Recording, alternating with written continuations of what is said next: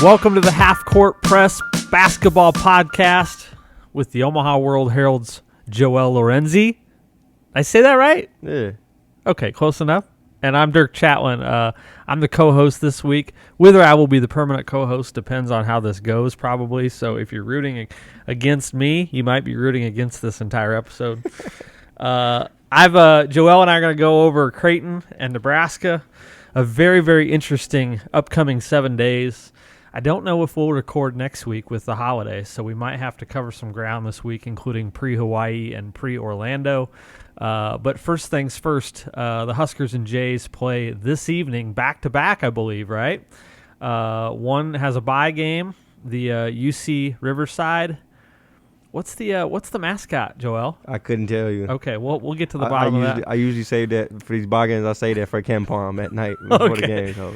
And the Huskers are playing St. John's on the road tonight in a game that they didn't know they were going to have. This was sort of a surprise, according to Fred Hoiberg, for the schedule this season, which is partly a reason why they have probably one too many major conference games in the non-con. The Huskers, after a pretty soft start, play a grueling stretch here over the next few weeks, and we're going to learn a lot about this team starting tonight. So, Joel, let's start with the Jays. What's new on the beat? And I've got something special for the end of the pod today to help our listeners and me get to know you a little bit better. I worked up a little 10-question quiz. Interesting. Okay. But, hey, before we get to the Jays, let me say this. College basketball needs to get its act together. Okay? The season started across the country last Monday night. There was not a game to speak of between two good programs until Friday on an aircraft carrier.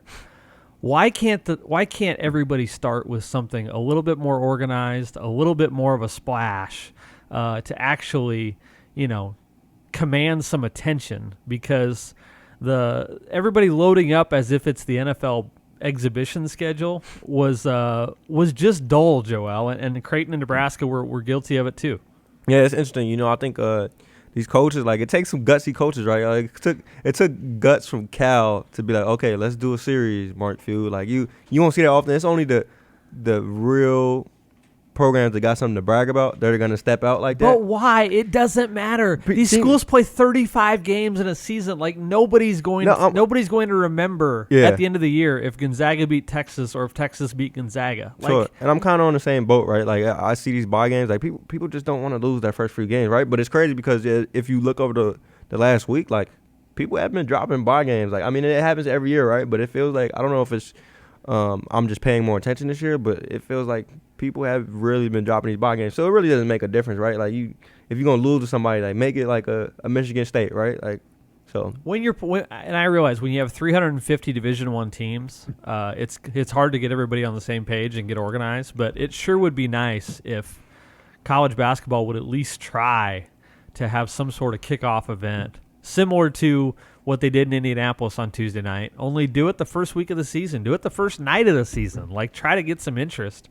I'm not saying you got to play the toughest game in your non-con on the opening night of the season, but geez, it would sure be nice if college football programs, when they only have 3 non-con games, if LSU can play Florida State in the opener, if Alabama can play a big game, if Nebraska can go to Ireland, college basketball coaches should be able to step out on a limb and take a bit of a chance. Yeah, no, I agree.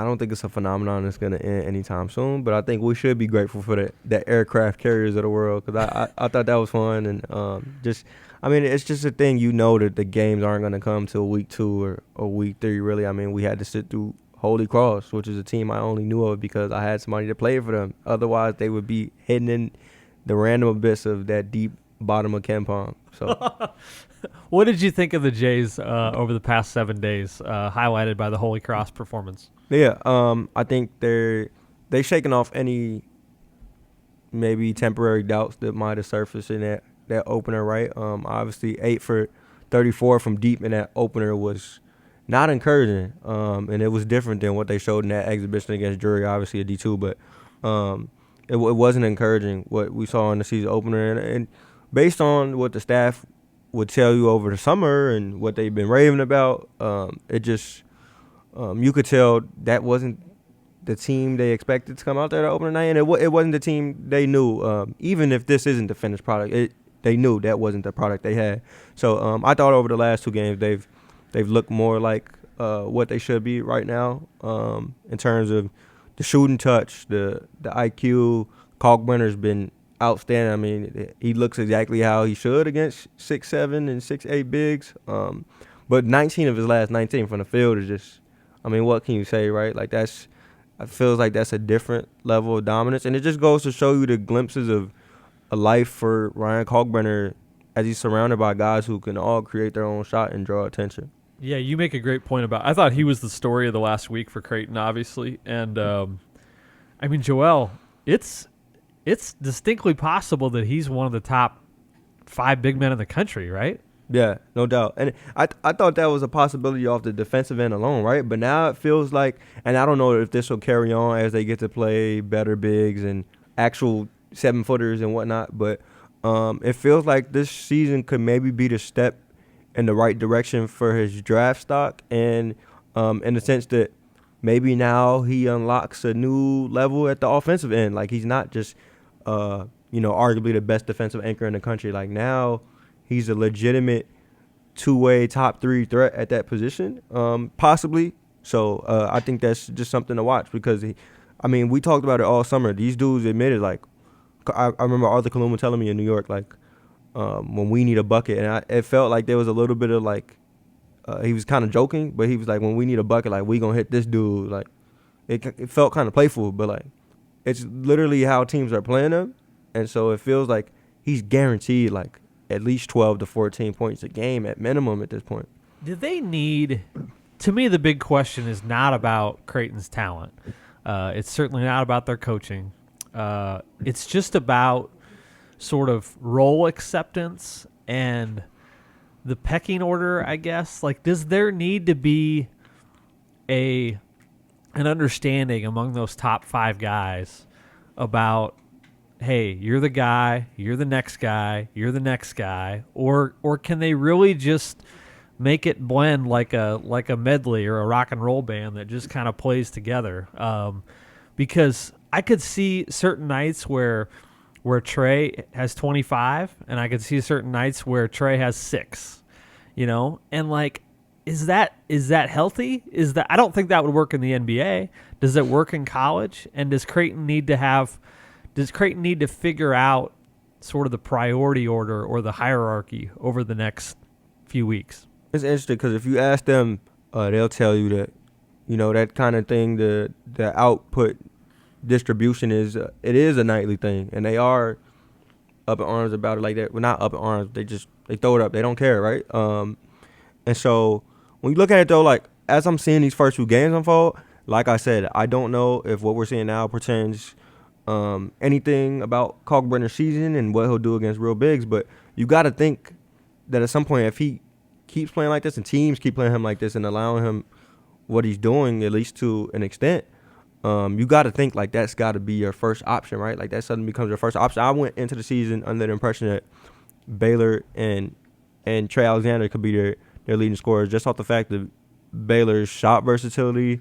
off dribble, off catch, like, he could just put the ball in the basket. But maybe I underestimated just how much value they have out of him as a playmaker. Like, I knew he was a good playmaker, but, like, he's really, he looks to make that play every time he catches the ball. And then Trey Alexander, like, you're right. Like, there is some inconsistency there. I don't think it's on him. I think it's just on the way the ball is being distributed. There's no telling who will be the leading scorer each night. And so, back to your point, I think it's something they're okay with not knowing going into each game. But you got to think, like, at a certain point, if Kalkbrenner does continue at this rate, like, they got to know that's the guy, the go-to. Yeah, if nothing else, it's a heck of a security blanket where you know that, he's going to get you 12 points in lobs and offensive rebounds. Yeah. I think Baylor would prefer to be sort of the distributor for the first 35 minutes and then – give me all the clutch shots down the stretch, and I don't know how that plays with the other guys, but to me, he seems like a guy who would rather take a back seat early and sort of be the clutch guy late. Yeah, and you saw that I think in I think it was that St. Thomas game where they obviously were on their toes. I mean, granted they were dealing with Cogburner being sick, and there's so many factors. I mean, they didn't shoot the ball well at all. But you saw in the last stretch there, like Baylor had that game changing sequence, those two back-to-back threes, and really took over that game.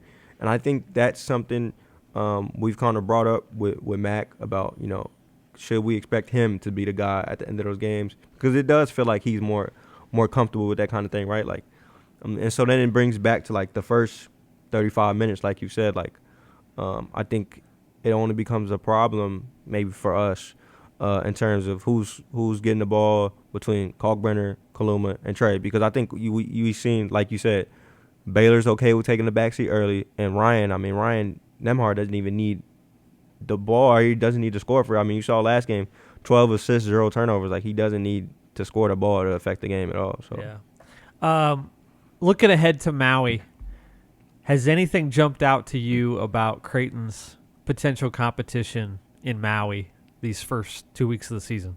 Yeah, Texas Tech, man. I'm not gonna say I'm overly impressed with them, but I think Creighton's due for a good challenge, man. They're due to get punched in the mouth, especially by a team like that of Texas Tech's brand. Physical, really gritty defense. I think it's a great early test for Creighton. I just can't tell you what their outcome will be. And then if they do manage to get by Texas Tech, you're looking at Arkansas and Dirk. Holy shit. I was watching this clip yesterday of Arkansas. I catch Arkansas from time to time because I like the dudes they recruit. And they happen to have a guy in Trevin Brazil who was a freshman at Mizzou when I was last on the beat. And I was telling, this dude wasn't even ranked in the top 300. And the first time I watched him, I'm telling people, yo, he's a pro. And I don't know if you saw that clip yesterday. Yeah.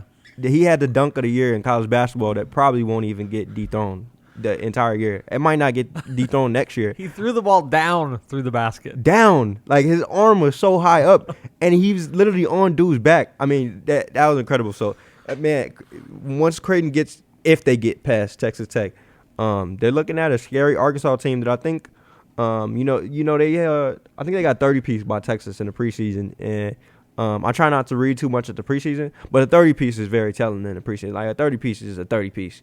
So I think there are some things you could take away there. But if that was the same Texas team that we watched last night, right? Like, Texas maybe played its best game ever last night, and they look really good. So it feels like those are similar versions of Texas. So I don't want to count Arkansas out. And frankly, Arkansas was one of my teams to watch coming into the season. I mean, obviously they got so much turnover, and they're banking on a lot of young guys for their production. But the young guys they have, I mean, they could really give Creighton problems. Looking at Nick Smith, one of the best guards in the country already as a freshman.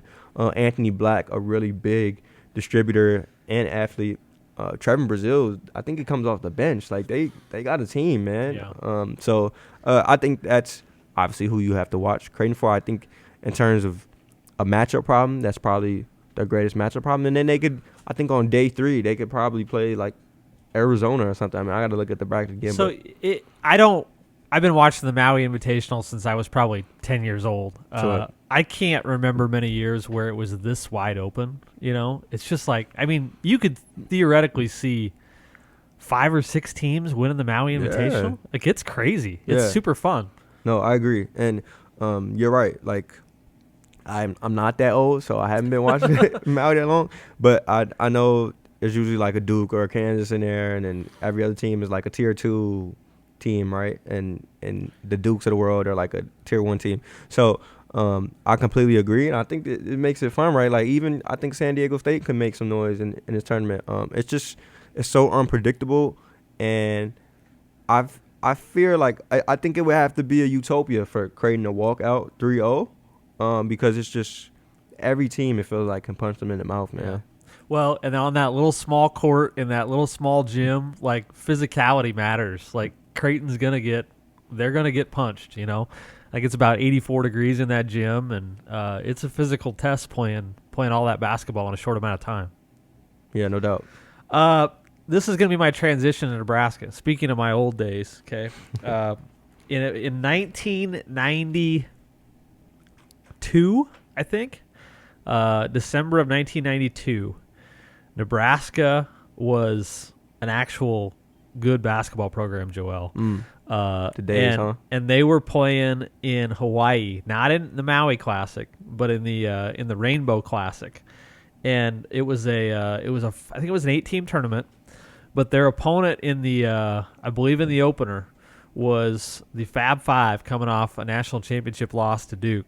So Weber, Howard, Rose, King, Jackson, and Nebraska hung with them for about 30 minutes, and then Michigan rolled the last 10. But Nebraska had some pros on that team, and Michigan obviously had lots of pros.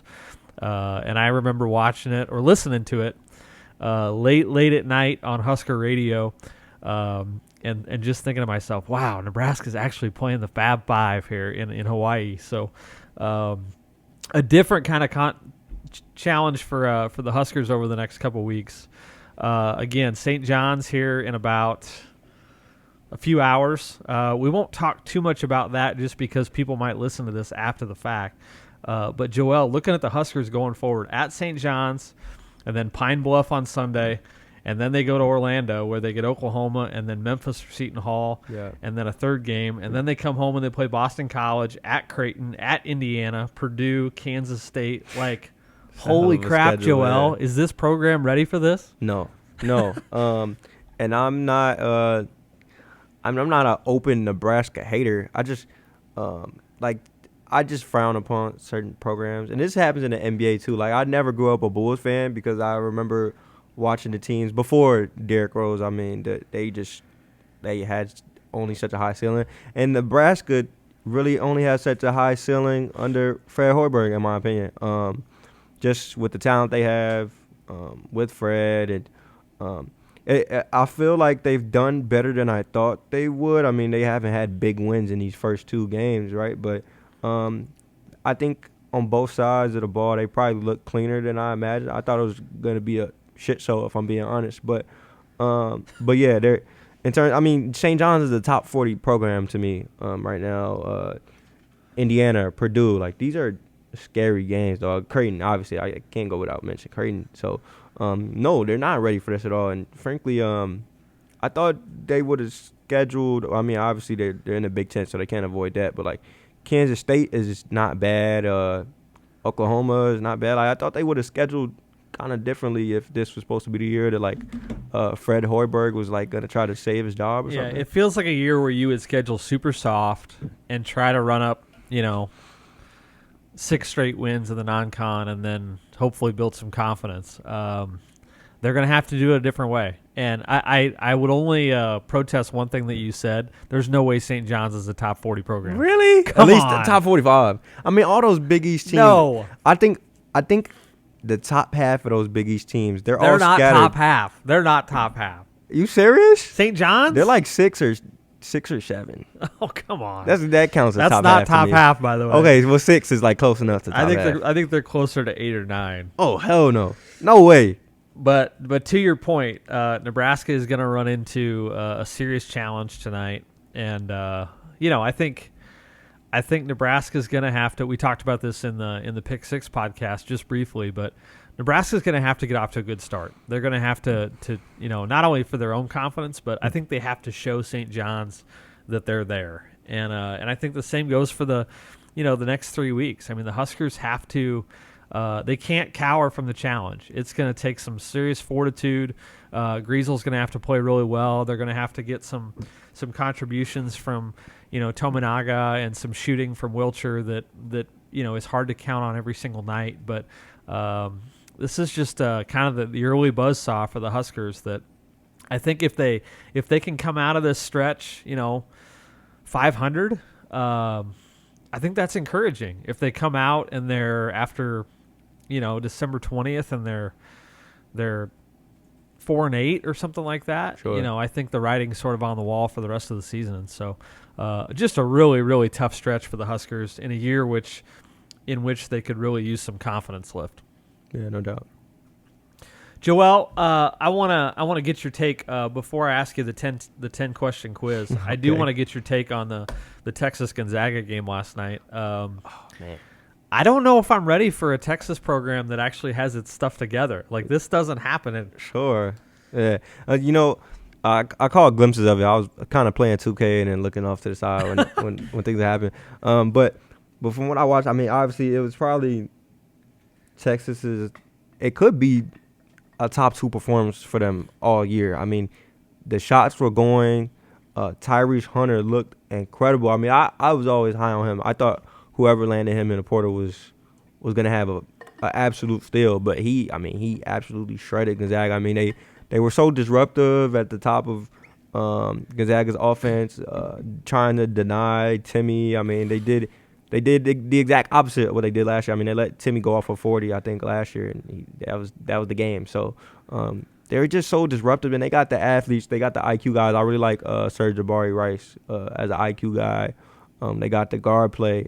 Even Dylan Dessou, like, they don't run a true big, but Dylan Dessou hit some big ass shots yesterday. Like, that's a team. I'm worried about Creighton getting into that building. I don't care if Texas doesn't shoot that well, right? Like, I'm worried about if Texas shoots 60% as well as they did yesterday, like, that's still probably like a 5-point win over Creighton, or like a 5 to 10 point win over Creighton. So I think they beat. I mean, you beat Gonzaga, you probably beat almost anybody in that building. So I don't think, and the atmosphere, like, I think we were talking about this before the pod a little bit. Like, the atmosphere was incredible. Like, I was kind of confused about why their capacity was only like around 10K, but that building was electric, man. Yeah. And I was getting my mentions yesterday. People were trying to add Marcus Blossom in my mentions, but they were like, I guess the setup was like they had like fans like in the view of the camera. Like, the fan section was like, I don't know if it was behind the scorer's table. I wasn't paying attention, but it was in view. They weren't behind the basket was the point, and it just made for a better experience, a better viewership, and man, that building's electric, dog. I can't wait to watch a game there, but I can't say Creighton should be trying to rush to play there. Yeah, Joel, it's so interesting. I mean, Texas has been a sleeping giant in basketball for decades, right? And they've always underachieved. And this building was part of the problem, because they would play in this big cavernous arena that, would be half full, and even when Kevin Durant was there, it'd be half full, and so if Texas can create atmosphere, that's a little bit of a game changer for that program, because they just haven't had much home court advantage over the years. Yeah, and I'm watching that game, and like, you could just see the difference from last year's team. Like, everybody was high on last year's team, right? And they flailed out. And I think people might have jumped the gun on Chris Beard. Like, I think that's just maybe part of the Texas brand. People want to jump the gun on the Texas brand. But Chris Beard, did people forget what Chris Beard did to Texas Tech, man? I mean, come on, dog. Yeah. Like, I don't know. No. I like Chris Beard for Texas. And their group right now is incredible. I mean, they got. I kind of wrote about this, I think a couple weeks ago when somebody asked me about Texas. They got the perfect blend of IQ vets, a perfect group of talented freshmen in Arterio Morris, Dylan Mitchell, and then you got the returners that you would want, and like Brock Cunningham and Timmy Allen and Christian Bishop and all those dudes. I mean, they got such a.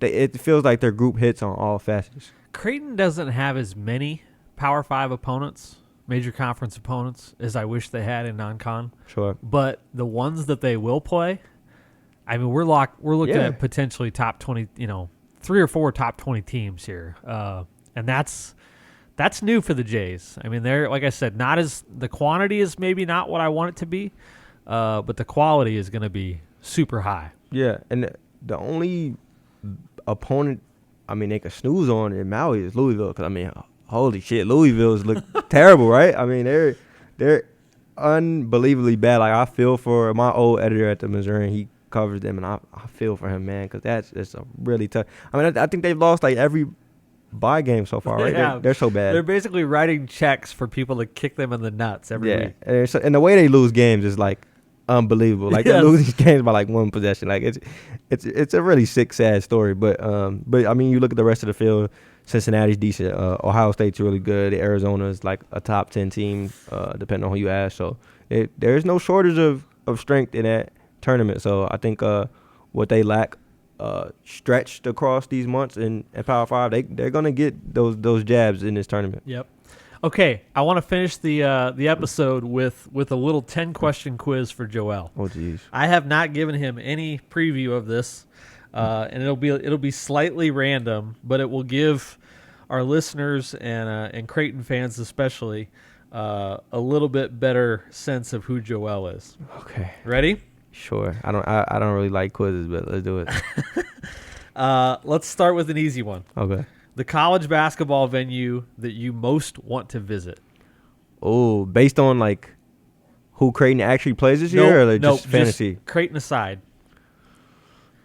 Man, I wanted to go to Allen Fieldhouse when I last covered Mizzou, right? Like I think the year I last covered Mizzou, I say this like it was 10 years ago. This is like last year calendar time, but I've been to so many stops since then. Like it's hard to keep track, but that was the first year that they renewed their rivalry games, and I did not get to go because I was like an intern, and so they sent my boss went and the beat writer went. So I was so shitty because even like the student paper I had just worked at, they sent their writer. So I'm like, shit, man, I really wanted to go there. That's obviously like one of the most talked about venues in college sports, right? Like it's just electric. So wanted to be there, and I'm not one of those Mizzou grads that's like, oh, I hate Kansas so much. Like I almost went to Kansas, so I always appreciated Kansas basketball. So I would have loved that. So Joel, in February 2012, when Missouri and KU were playing their last game as conference rivals before Missouri left, I went down and covered that game for the World-Herald. Wow! And that was the game. KU was down by like 17 in the second half. Thomas Robinson had this incredible block. It goes to overtime. KU wins. Block at it might have been a foul too. Yeah. But I think it might still be, after 20 years in sports journalism, my favorite event that I've ever covered. So I could believe that. I wasn't following college basketball right now. I had just got into probably NBA a few years before then, but I revisited that game while I was on the Mizzou beat, and just what a game. Yeah. Okay. Let's get a few tougher ones. Okay. Your favorite basketball game of all time? In a time capsule, in the Joel Lorenzi time capsule. What's your favorite game of all time? My favorite game of all time. NBA, college, high school, doesn't matter. Okay. I think of two off rip. One is the 50-point Giannis Game 7 to knock off the Suns. This is my favorite player in the world right now, and it's been for probably like 8 years now. I started going to Bucks games because the Bulls charge for tickets, like Mike still plays for them. I started going to Bucks games probably when I was like in 8th grade, like the year before he got drafted. And I literally told people, because he was 6'9" when he got drafted, I told people like, yo, he's still growing. Like, he's going to be a star. Like, he's going to be a stud. Did I really believe he was going to be all NBA 2-time MVP? No, but I knew he was going to be good. So that's probably my greatest call. It's made me attached to him, and I mean, he has an incredible story. So seeing it all come together and him being able to win that championship, because I felt like I thought they would have won last year if Chris Middleton wasn't out. Like, there's been a few times where I thought they had the squad, and just to see that happen against the Suns team, that everybody was like, oh yeah, it's raps. Like, that was incredible. And a 50-piece. I mean, that's one of the greatest performances we ever seen in the finals. And I will say, I was at Giannis's first ever 50-piece. It was against the Timberwolves. A hell of a game to be at. And then the other game is when I first got into basketball. I think it was my second year watching basketball. The Lakers-Celtics series in 2010, Game 7 of that one, I was in middle school, so my mom used to make me turn off my TV at a certain time, and I actually snuck to turn the TV back on to see Ron Artest hit that shot and the Lakers win. It was just a fun time to be obsessed over basketball. Fantastic. Giannis is still terribly underrated, even as the best player in the world. Unbelievable. What's the team that made you fall in love with the game? The Lakers, for sure. What specific team, though? Yeah, those late 2000s teams. Kobe, Gasol. With Kobe. I'm a big Kobe guy. I don't like the disrespect that he's not top 5. It's ridiculous. And I can understand guys, some NBA players say some real gibberish sometimes, but when you hear the consensus is that Kobe's top 5, I think that's one thing to believe. And it's one thing I'll go to my grave saying, unless, I mean, we're seeing this new generation of players. It looks incredible, right? Like, I think Giannis could be top 10. But I can't push Kobe out that top 5, man. He meant too much for me as a basketball fan, and even even the latter years when I hated Pau Gasol because of the way he was playing when he was about to leave, and then I stayed a Laker fan when they were drafting like. It's been a rough 12 years. Yeah, I mean when they had Robert Sacre and it was a rough time, but I stuck with him. Number 4, college basketball program you'd most want to see in the Big East. Like regardless of like you can swap out DePaul or somebody terrible and swap. Well, swap in somebody. Who's the program you would swap in? I'm tempted to say Gonzaga because that was a rumor I think for a while. It makes a ton of sense, not geographically, but in terms of basketball, without having a football program like that's I kill for a program like that to be the Big East. But my favorite program growing up was North Carolina. So even though it would be devastating to see North Carolina leave the ACC, what's left of the ACC, they've been off, let's say, these past few years. But it's either UNC or Gonzaga for me. Number 5, what's the NBA trade you most want to see? NBA trade? Oh, don't do this. I hate playing GM. NBA trade. I want to... And, I want a Dame to the Bucks for a while. But, when those three are together in Drew, Chris, and Giannis, I mean, their showing is incredible, bro. Like, I really thought... Like, Drew had some... In that series with the Suns, Drew made some literally series-changing That feels like players. a long time ago. They need a guard. Doesn't it? They need a guard. They need a shooter. I'd agree. Man, I don't know. I think the Lakers need a trade really badly. I might trade AD, man. They gotta blow that up, man. This is me trying to be a smart GM here, not being a fantasy GM. I don't know. I might put if I'm being a cheater and I'm dismissing the cap, I might put Kawhi on like one of the better teams in the league, like the Cavs. Oh my gosh, if he'd be perfect for the Cavs. If you swapped Kawhi out with Isaac Okoro, that would be the best team ever. Yep. If we do Kevin Love's salary, the salaries might even match up. Sure. So, okay, tough one here. What's the farthest west you've been in Nebraska? Farthest west? I honestly couldn't. You're gonna say like 78th Street, aren't you? Well, look, I had to Google where Jams was today, so I'm a very Google Maps person. I couldn't tell you, like, if I got lost, like my phone died, I'm screwed. Have you been west of the Platte River yet? I couldn't tell you. I'm not a geographical person. All right, we got to get you to Lincoln. We at least got to get you to Gretna. I definitely haven't been to Lincoln yet. I was supposed to go when Jimmy was there, but Jimmy's goodbye, gone. Jimmy. So he's gone. Yeah. I got a few tough ones here. Sure. Number 7, bigger accomplishment for Creighton's brand this year. Okay. Not for Creighton's team, but for Creighton's brand. Sure. To win the Maui or to win the Big East tournament? Maui. I agree. Yeah. I agree. The Big East tournament, it's not something they haven't, it's not far-fetched. It's been predicted leading into the season. But Maui hasn't, right? Like, I don't think people are sure Creighton's going to win Maui, and the number of teams and the different brands in Maui. And whoever wins Maui always just, like, gets all the glory for a week, right? Yeah. So, definitely Maui. I kind of set you up for that one, but I agree with you. Yeah. Finish this sentence. Ryan Kalkbrenner is so tall.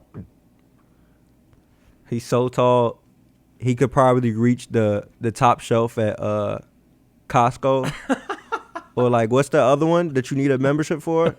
Sam's. He could reach the top shelf at Sam's. I love it. This might be the hardest one of all. Doug McDermott or Kyle Korver? In terms of full body of career or better NBA player? Better NBA. Kyle Korver was an all-star. Let's not dismiss Kyle Korver's achievements here. I like Doug McDermott, the NBA player, especially now in his 9th or 10th year. I mean, he's doing really good things for the Spurs. But Kyle Korver was that Hawks era was a great era for Hawks basketball, even if they peaked in the first round every single year. I mean, second round. They made it to the second round. I mean, didn't they win like 60 games one year? I got to show you something here. Okay. I wish this was on video. This is my favorite shirt. I'm just happen to be wearing it today. Yo, is that Dominique? This is my Dominique shirt. That's so tough, and your age is showing right now. He was my favorite guy growing up, and I got his little T-shirt here. That's fire. But yeah, Kyle Korver was part of one of the better eras for for Hawks basketball. And that team, I was watching a TikTok video the other day, and they were like asking like I dare say casual fans a question. They were like, the Hawks had 4 All-Stars I think that year. They were like, name them, and these dudes didn't know who was on the team. I'm like, yo, put some respect on Kyle Korver's name, man. That's one of the greatest shooters ever. I mean, now you got like movement shooters like Steph and whatnot. So like the true spot ups who made a career out of spotting up, they fall further down the list. But Kyle Korver's up there, dog. It's only a matter of time before Doug gets traded to a contender and people figure out his value on a really good team, like Milwaukee, for instance. Yeah. You know, a floor spacer who can also do other things. But I keep waiting for Doug to go to a real good team, and it just hasn't happened yet. Yeah. I don't think it's on brand with Milwaukee, though. Like, somebody asked me in a mailbag the other week, like, how soon before the Lakers trade for him? And I just thought, like, the Lakers, the one thing they had going for them in the early weeks of the season was defense. And that's not one thing Doug necessarily has going for him. I mean, I don't know. Maybe you put him in a different system and he looks better, but yeah, I don't know. He'd be good in Cleveland, too, by the way. Sure. Lastly, the basketball player, NBA, college, whatever, who your game most resembles. Joel's game growing up. Holy hell. Okay, yeah, growing up, because I can't hoop Who no did more. you see I'm yourself bad as? now. Who did I see myself as? Well, who did you resemble?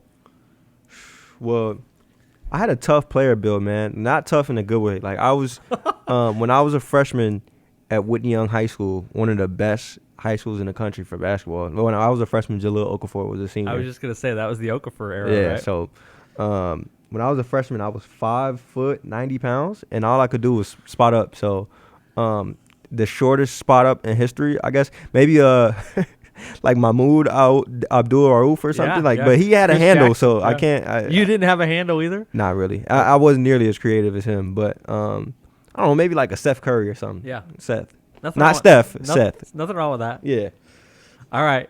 You got anything else to add? We got a big week of local hoops here. I think the women kind of stole the show this past week. You know, somebody was in my ear when the season started saying the women's team might have the best team on campus. And no shade to Creighton men's because they're a great top 10 team, right? But I think they're kind of like on par with each other. I mean, I think the Creighton women were severely underrated to start the season, man. I mean, damn near 30-piece in Nebraska is not a light feat, man. Yep. No, I mean if you want to go back and watch a hell of a basketball game, go watch the Iowa game in the NCAA tournament last year when Creighton went over there and upset Iowa. That was as much fun as I'd had watching a basketball game all year, I think. So they're legit. The Creighton men are legit. It's going to be a really fun winter, and Joel is a blossoming star on the beat. So much love. I'm just happy to ride a co-pilot here. Oh, stop.